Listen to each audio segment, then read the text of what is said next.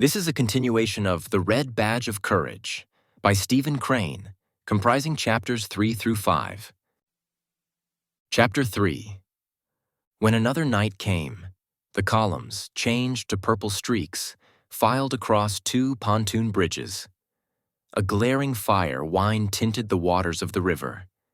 Its rays, shining upon the moving masses of troops, brought forth here and there sudden gleams of silver or gold. Upon the other shore, a dark and mysterious range of hills was curved against the sky. The insect voices of the night sang solemnly. After this crossing, the youth assured himself that at any moment they might be suddenly and fearfully assaulted from the caves of the lowering woods. He kept his eyes watchfully upon the darkness. But his regiment went unmolested to a camping place, and its soldiers slept the brave sleep of wearied men. In the morning, they were routed out with early energy and hustled along a narrow road that led deep into the forest. It was during this rapid march that the regiment lost many of the marks of a new command. The men had begun to count the miles upon their fingers, and they grew tired. "Sore feet and damned short rations, that's all," said the loud soldier. There was perspiration and grumblings. After a time, they began to shed their knapsacks. Some tossed them unconcernedly down. Others hid them carefully, asserting their plans to return for them at some convenient time. Men extricated themselves from thick shirts. Presently, few carried anything but their necessary clothing, blankets, haversacks, canteens, and arms and ammunition. "You can now eat and shoot," said the tall soldier to the youth. "That's all you want to do." There was sudden change from the ponderous infantry of theory to the light and speedy infantry of practice. The regiment, relieved of a burden, received a new impetus. But there was much loss of valuable knapsacks, and, on the whole, very good shirts. But the regiment was not yet veteran-like in appearance. Veteran regiments in the army were likely to be very small aggregations of men. Once, when the command had first come to the field, some perambulating veterans, noting the length of their column, had accosted them thus: "Hey, fellers, what brigade is that?" And when the men had replied that they formed a regiment and not a brigade, the older soldiers had laughed and said, "Oh God." Also, there was too great a similarity in the hats.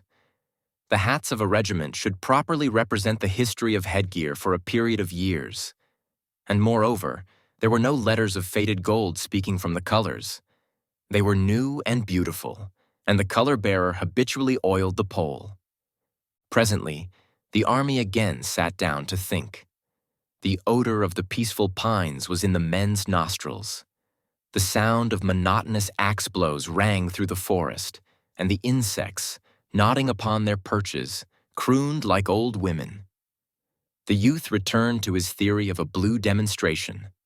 One gray dawn, however, he was kicked in the leg by the tall soldier, and then, before he was entirely awake, he found himself running down a wood road in the midst of men who were panting from the first effects of speed. His canteen banged rhythmically upon his thigh, and his haversack bobbed softly. His musket bounced a trifle from his shoulder at each stride and made his cap feel uncertain upon his head. He could hear the men whisper jerky sentences. "Say, what's all this about? What the thunder we skedaddlin' this way fur? Billy, keep off my feet. Ye run like a cow." And the loud soldier's shrill voice could be heard. "What the devil they in sich a hurry for?" The youth thought the damp fog of early morning moved from the rush of a great body of troops. From the distance came a sudden spatter of firing. He was bewildered. As he ran with his comrades, he strenuously tried to think, but all he knew was that if he fell down, those coming behind would tread upon him. All his faculties seemed to be needed to guide him over and past obstructions. He felt carried along by a mob.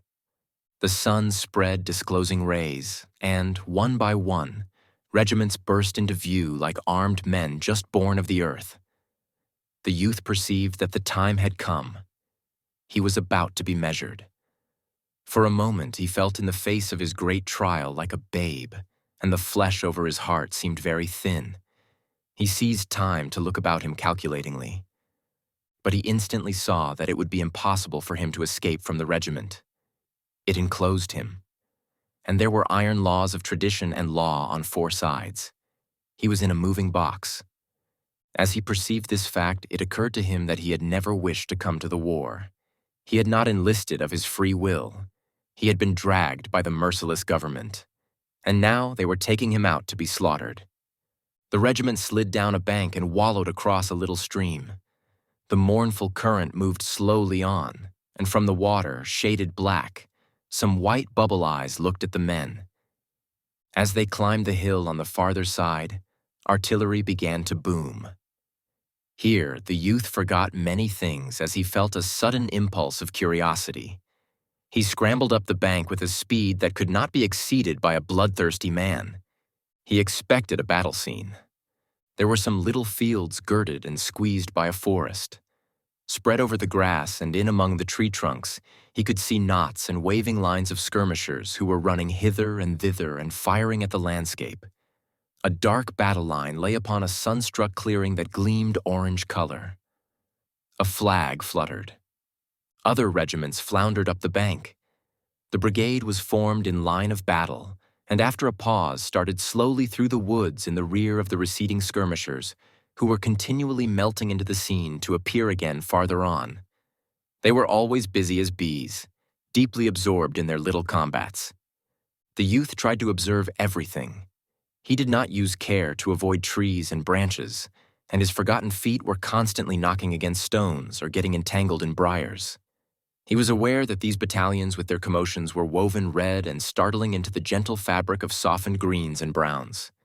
It looked to be a wrong place for a battlefield. The skirmishers in advance fascinated him. Their shots into thickets and at distant and prominent trees spoke to him of tragedies, hidden, mysterious, solemn. Once the line encountered the body of a dead soldier. He lay upon his back staring at the sky. He was dressed in an awkward suit of yellowish-brown. The youth could see that the soles of his shoes had been worn to the thinness of writing paper, and from a great rent in one the dead foot projected piteously. And it was as if fate had betrayed the soldier. In death it exposed to his enemies that poverty which in life he had perhaps concealed from his friends. The ranks opened covertly to avoid the corpse. The invulnerable dead man forced a way for himself. The youth looked keenly at the ashen face. The wind raised the tawny beard. It moved as if a hand were stroking it. He vaguely desired to walk around and around the body and stare. The impulse of the living to try to read in dead eyes the answer to the question. During the march, the ardor which the youth had acquired when out of view of the field rapidly faded to nothing. His curiosity was quite easily satisfied. If an intense scene had caught him with its wild swing as he came to the top of the bank, he might have gone roaring on. This advance upon nature was too calm. He had opportunity to reflect. He had time in which to wonder about himself and to attempt to probe his sensations. Absurd ideas took hold upon him. He thought that he did not relish the landscape. It threatened him. A coldness swept over his back, and it is true that his trousers felt to him that they were no fit for his legs at all. A house standing placidly in distant fields had to him an ominous look. The shadows of the woods were formidable. He was certain that in this vista there lurked fierce-eyed hosts. The swift thought came to him that the generals did not know what they were about. It was all a trap. Suddenly those close forests would bristle with rifle barrels. Iron-like brigades would appear in the rear. They were all going to be sacrificed. The generals were stupids.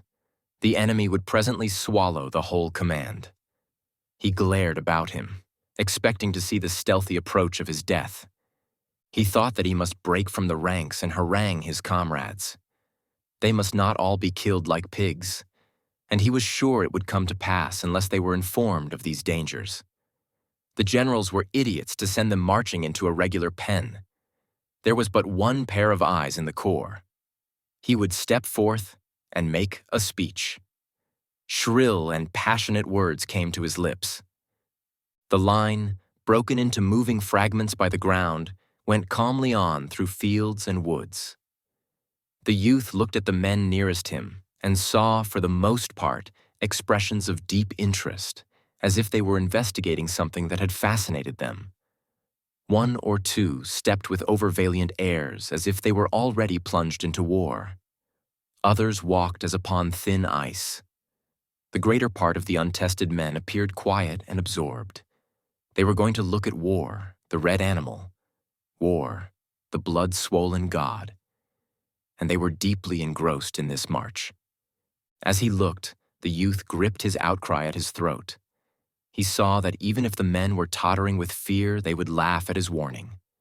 They would jeer him and, if practicable, pelt him with missiles. Admitting that he might be wrong, a frenzied declamation of the kind would turn him into a worm. He assumed, then, the demeanor of one who knows that he is doomed alone to unwritten responsibilities. He lagged, with tragic glances at the sky. He was surprised presently by the young lieutenant of his company, who began heartily to beat him with a sword, calling out in a loud and insolent voice, "Come, young man, get up into ranks there.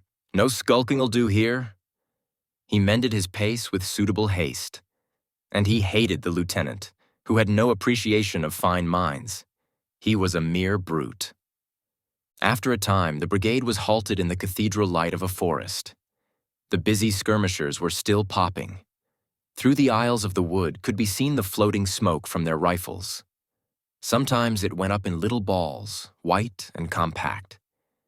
During this halt, many men in the regiment began erecting tiny hills in front of them. They used stones, sticks, earth, and anything they thought might turn a bullet.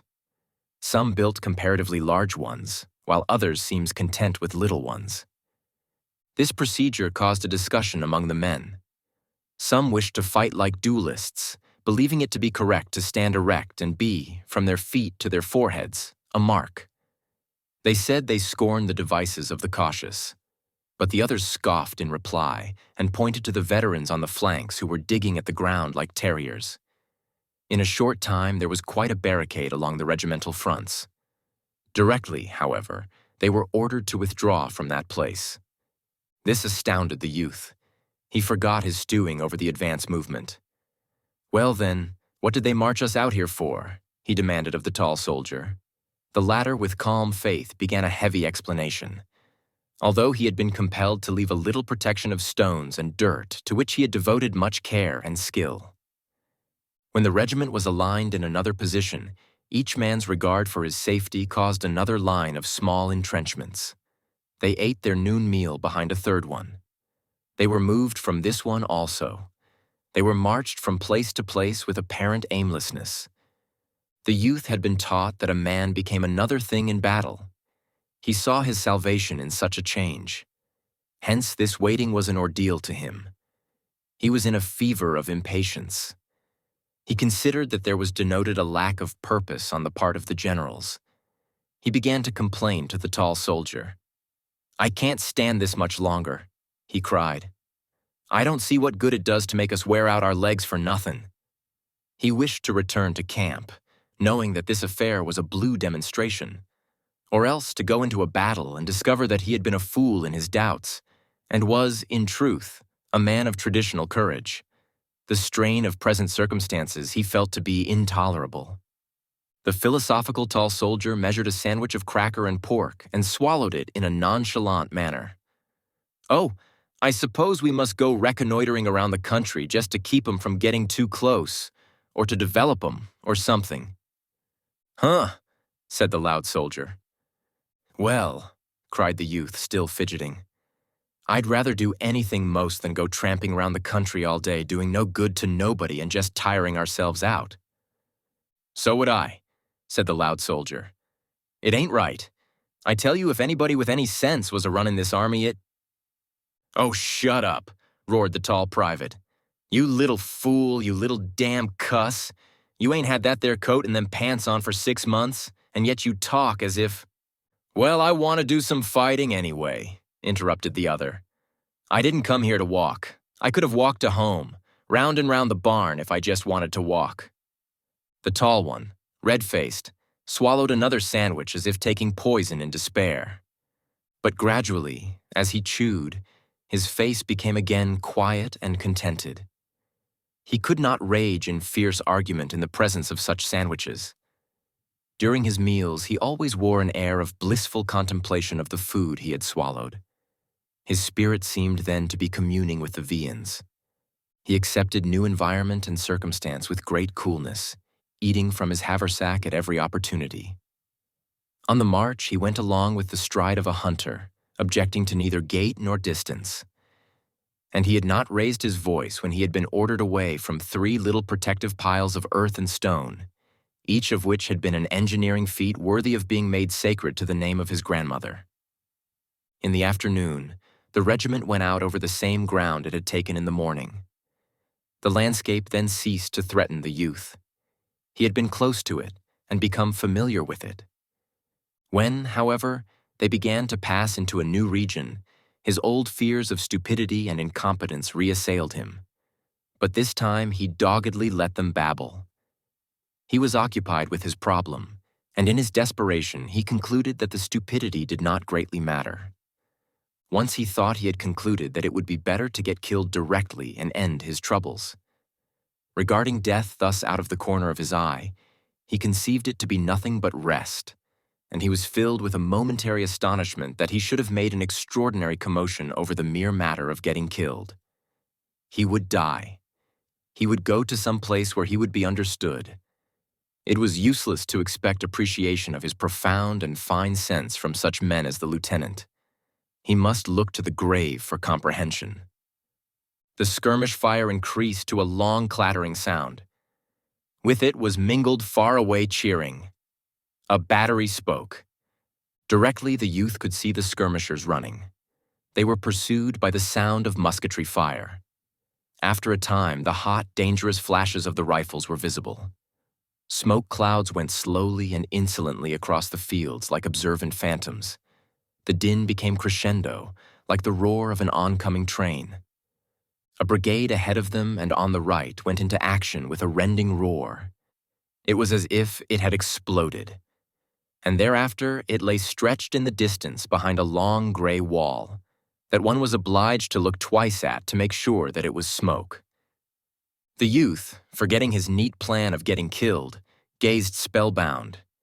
His eyes grew wide and busy with the action of the scene. His mouth was a little ways open.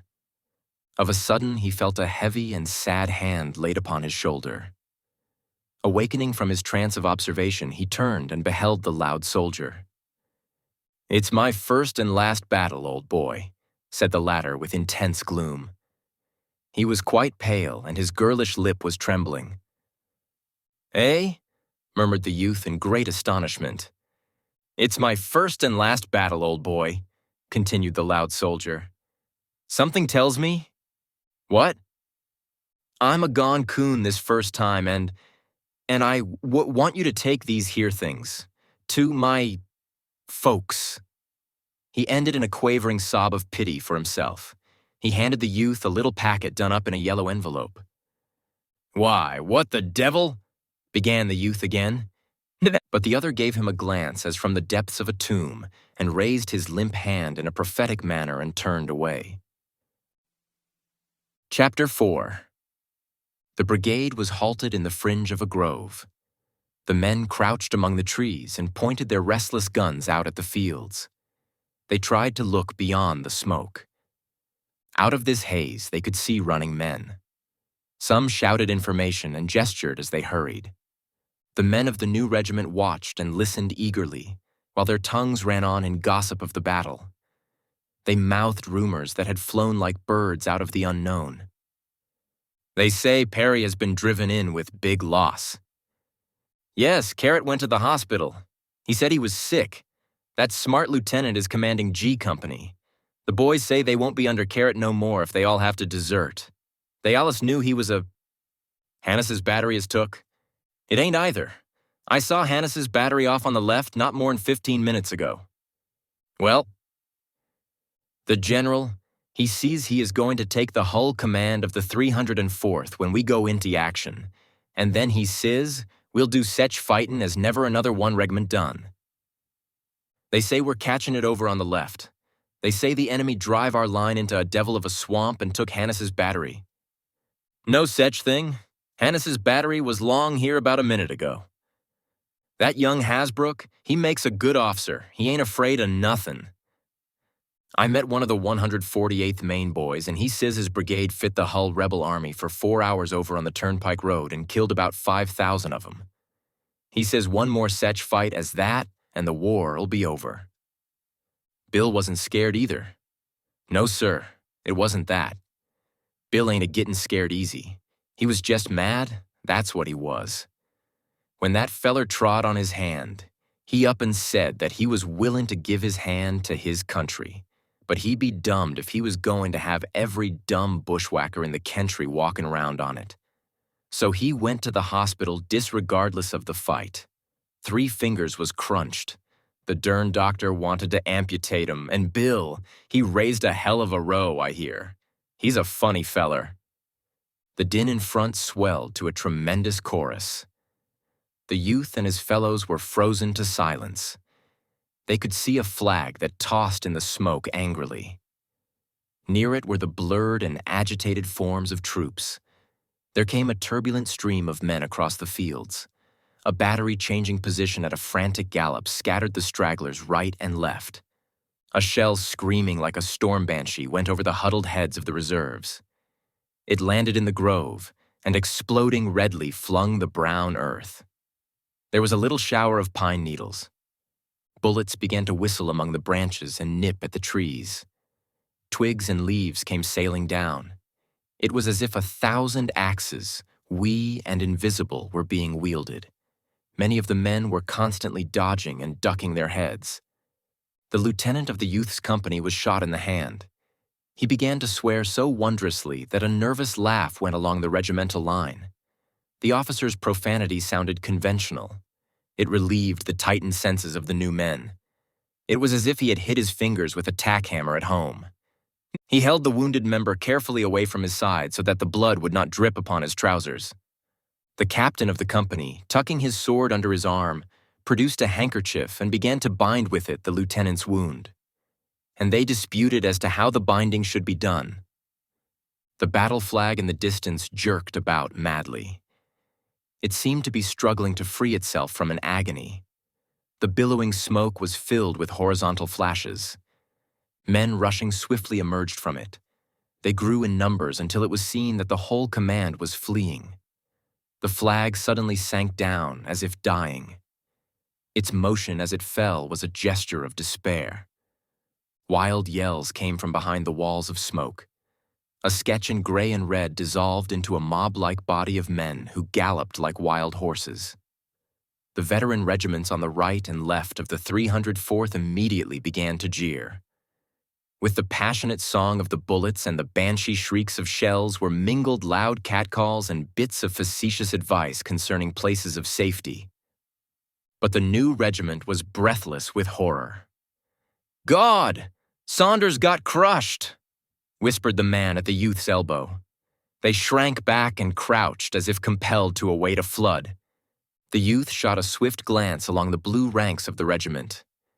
The profiles were motionless, carven, and afterward, he remembered that the color sergeant was standing with his legs apart, as if he expected to be pushed to the ground. The following throng went whirling around the flank. Here and there were officers carried along on the stream like exasperated chips. They were striking about them with their swords and with their left fists, punching every head they could reach. They cursed like highwaymen.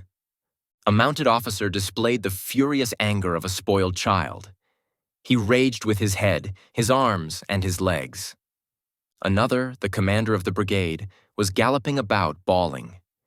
His hat was gone and his clothes were awry. He resembled a man who has come from bed to go to a fire. The hoofs of his horse often threatened the heads of the running men, but they scampered with singular fortune. In this rush, they were apparently all deaf and blind. They heeded not the largest and longest of the oaths that were thrown at them from all directions. Frequently over this tumult could be heard the grim jokes of the critical veterans, but the retreating men apparently were not even conscious of the presence of an audience. The battle reflection that shone for an instant in the faces on the mad current made the youth feel that forceful hands from heaven would not have been able to have held him in place if he could have got intelligent control of his legs. There was an appalling imprint upon these faces. The struggle in the smoke had pictured an exaggeration of itself on the bleached cheeks and in the eyes wild with one desire. The sight of this stampede exerted a flood-like force that seemed able to drag sticks and stones and men from the ground. They of the reserves had to hold on. They grew pale and firm and red and quaking.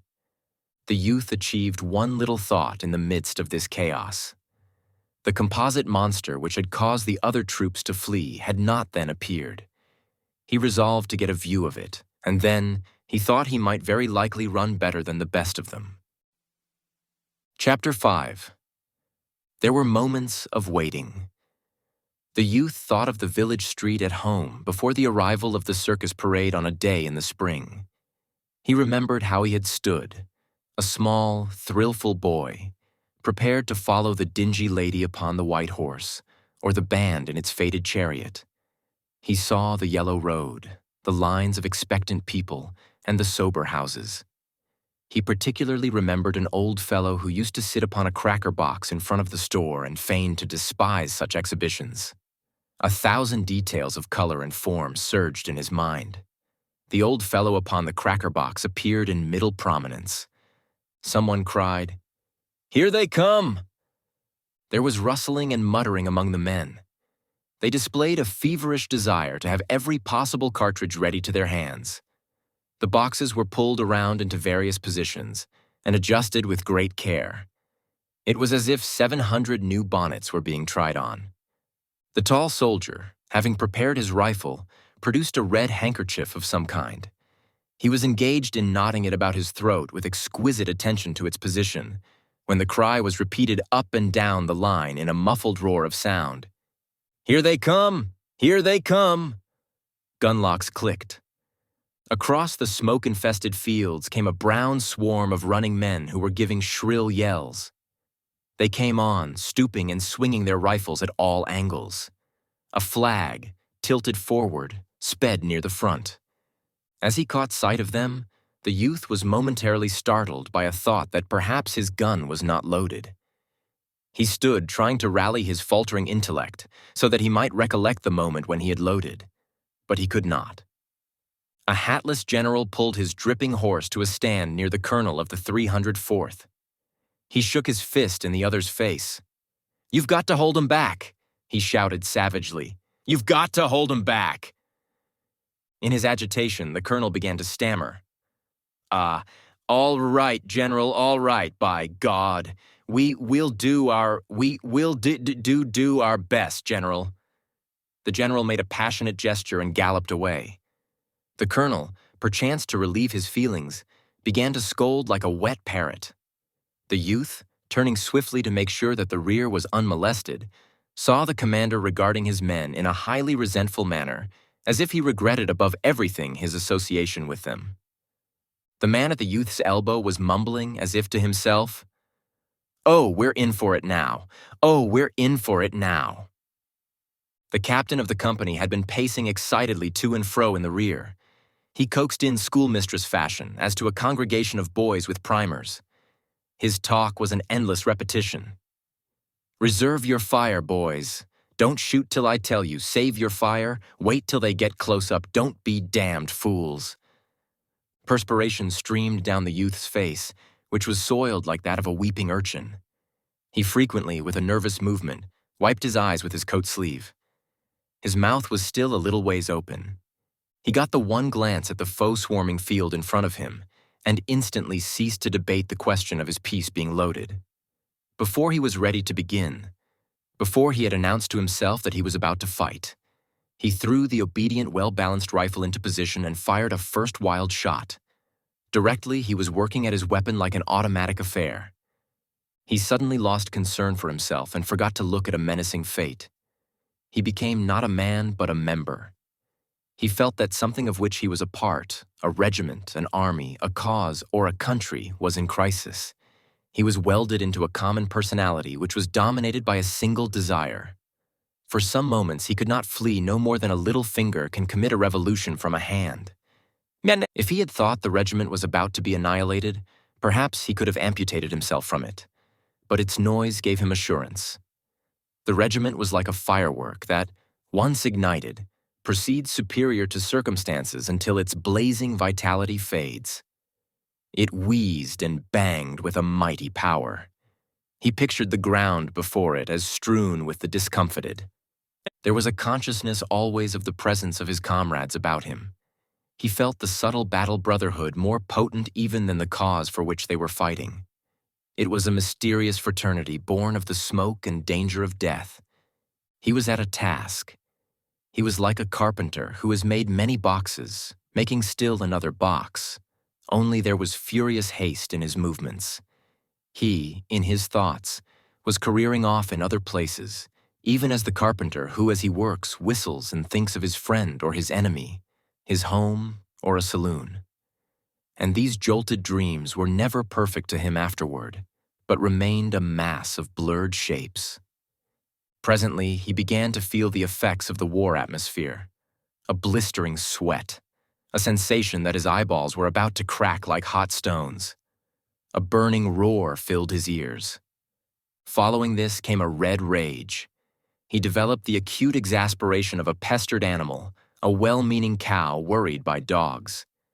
He had a mad feeling against his rifle, which could only be used against one life at a time. He wished to rush forward and strangle with his fingers.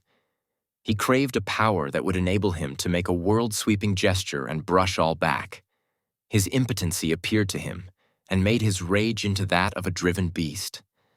Buried in the smoke of many rifles, his anger was directed not so much against the men whom he knew were rushing toward him, as against the swirling battle phantoms which were choking him, stuffing their smoke robes down his parched throat. He fought frantically for respite for his senses, for air, as a babe being smothered attacks the deadly blankets. There was a blare of heated rage mingled with a certain expression of intentness on all faces. Many of the men were making low-toned noises with their mouths, and these subdued cheers, snarls, imprecations, prayers made a wild, barbaric song that went as an undercurrent of sound, strange and chant-like with the resounding chords of the war march. The man at the youth's elbow was babbling. In it there was something soft and tender like the monologue of a babe. The tall soldier was swearing in a loud voice. From his lips came a black procession of curious oaths. Of a sudden, another broke out in a querulous way like a man who has mislaid his hat. "Well, why don't they support us? Why don't they send supports? Do they think?" The youth in his battle sleep heard this as one who dozes hears. There was a singular absence of heroic poses. The men bending and surging in their haste and rage were in every impossible attitude. The steel ramrods clanked and clanged with incessant din as the men pounded them furiously into the hot rifle barrels. The flaps of the cartridge boxes were all unfastened and bobbed idiotically with each movement. The rifles, once loaded, were jerked to the shoulder and fired without apparent aim into the smoke or at one of the blurred and shifting forms which upon the field before the regiment had been growing larger and larger like puppets under a magician's hand. The officers at their intervals, rearward, neglected to stand in picturesque attitudes. They were bobbing to and fro, roaring directions and encouragements. The dimensions of their howls were extraordinary. They expended their lungs with prodigal wills, and often they nearly stood upon their heads in their anxiety to observe the enemy on the other side of the tumbling smoke. The lieutenant of the youth's company had encountered a soldier who had fled screaming at the first volley of his comrades. Behind the lines, these two were acting a little isolated scene. The man was blubbering and staring with sheep-like eyes at the lieutenant, who had seized him by the collar and was pommeling him. He drove him back into the ranks with many blows. The soldier went mechanically, dully, with his animal-like eyes upon the officer. Perhaps there was to him a divinity expressed in the voice of the other. Stern, hard, with no reflection of fear in it. He tried to reload his gun, but his shaking hands prevented. The lieutenant was obliged to assist him. The men dropped here and there like bundles. The captain of the youth's company had been killed in an early part of the action.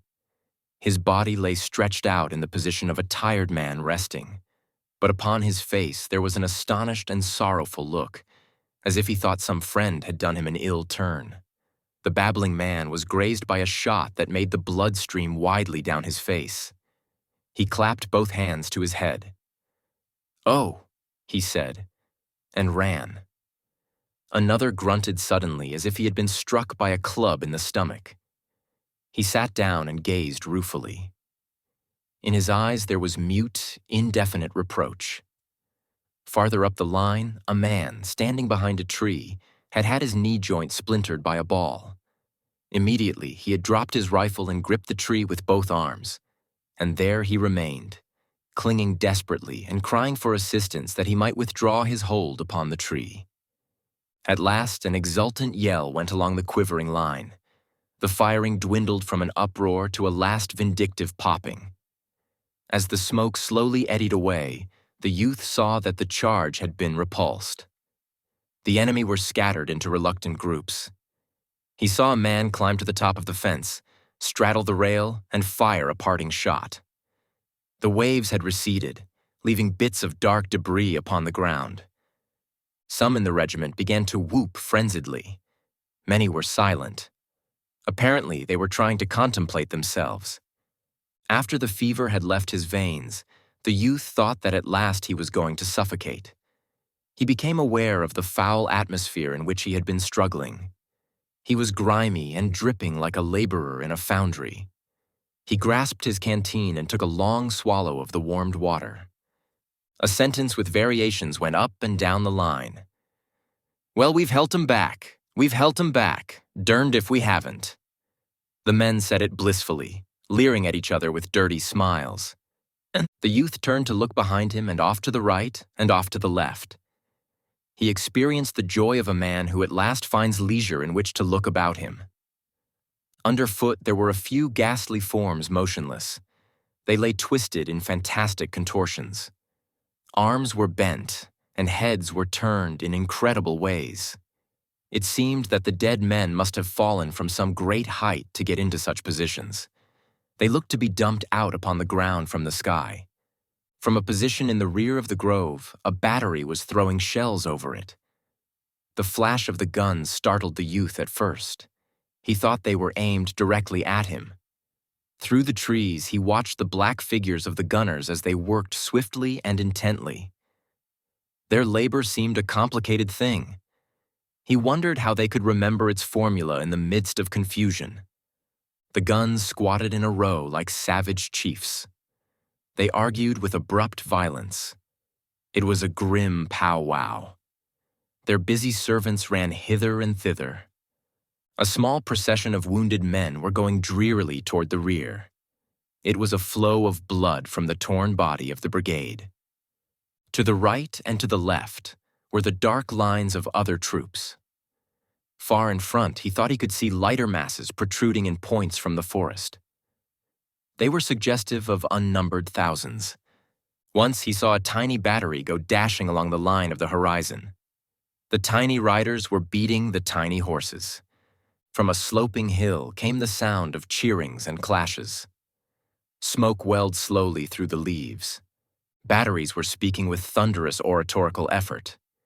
Here and there were flags, the red and the stripes dominating. They splashed bits of warm color upon the dark lines of troops. The youth felt the old thrill at the sight of the emblems.